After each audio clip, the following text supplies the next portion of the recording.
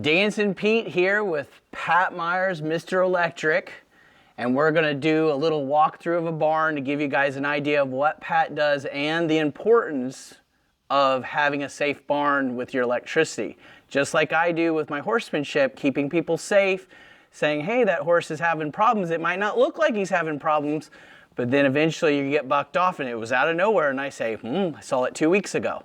So Pat's going to show us some obvious signs and some signs we might go, oh, that's fine, Pat. What's the problem? So everybody, welcome Pat Myers. Good to see you. So tell us what we're going to do. So we're just going to do a walkthrough. We're going to take a look at, like Pete said, some of the things that are obvious that we want to make sure are safe in the barn. And the biggest thing is educating. We just want to make sure that everyone knows what to look for and obvious signs that we want to keep all the animals safe. Good. And the big thing, disclaimer here, we're not here to tear down the barn here or anywhere we take Pat or myself or a horse.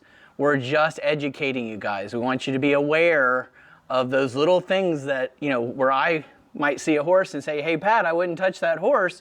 And he goes, why? He looks friendly. Where Pat would do the same thing with electricity. I know enough about electricity to stay away from it. Yes, sir. So take us, what's your first run through? So first thing we want to do, I normally look at your everyday stuff, things that you use all the time, your outlets, your fans, and your lights. Those are the three major things in the barn. So we're going to take a look at some of the outlets we have. We have a couple outlets up high, which is great because obviously we want to keep things away from the horses that they're very curious. They want to bite at things, they want to play with stuff, so we don't want any cords hanging down. So the good thing is we do have outlets up out of the way, so that's not an issue.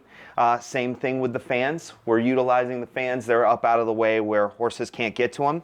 One of the things I do see, we have standard outlets in place where we really want to have GFI protection, and whether we do that at the outlet itself or we do that at the source where the panel is located, so that if they get wet or a horse is messing with something that they shouldn't be, it can trip that GFI and not harm the animal or the person. So now I'm going to stop him just like he would if we were talking horses.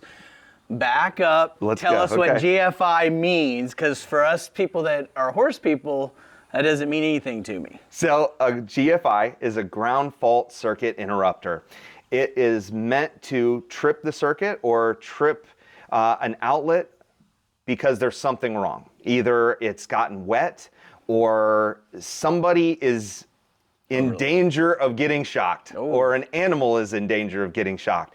So it causes the circuit to be interrupted so no one can get hurt. It's just a safety precaution, just like a circuit breaker, just measures resistance rather than amperage. Good, thank you. I'm going to stop you every so often. That's fine, I'm here for it. Because some of us out there are going to go, what is a GFI? And he's over there going, yeah, it's just like if I was talking horses. Yeah, you got your billets, and that's a billet, right? Nope, I wouldn't know. There you go. No idea. Okay, and then the other thing I was going to ask you, because you said this in a previous thing, is the outlets connecting is through or what would you call that? Conduit. Conduit, yeah, thank you. Conduit. Yeah, so that's just the pipe that the wire is encased in.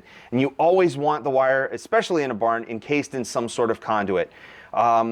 Normally PVC is great because it's already weatherproof, it's very forgiving. When you use metal conduit, you want to make sure you use correct fittings that are weather tight. You get a good seal on that because we are in a damp location in a barn. That's less for the animal and more for the longevity of the product that's installed. So that is something important. You can use metal conduit in a barn, just making sure that the fittings and the boxes that they go into are correct and they're all sealed up. There you go. All right, what's step two? That's very important. So lighting, that's one of the things we want to look at, and you want to make sure, obviously, that you have great lighting because you want to see what's going on in the barn, but the big thing is how the lighting is installed and the product that you use. So the first thing, where it's installed, obviously, again, up out of the way. We don't want horses rearing up. We don't want them getting spooked and banging into light fixtures or anything like that. And then the product itself, a lot of the product we use, Pete, it's shatter resistant. There's no bulbs in place. There's the shield that is encasing the light is shatter resistant. So you could run it over with the tractor and it's not going to break. So horses. So the lights here don't have the protection. So yeah, that's what we look at. There are some exposed bulbs in this barn. Luckily, they are up higher, so they're less of a concern. But if they're in a stall or they're in an area, in an aisle where a horse can rear up or they can hit it, and then you have glass all over the place, we want to avoid that at all costs. So we always look for a shield or some sort of guard if you have bulbs.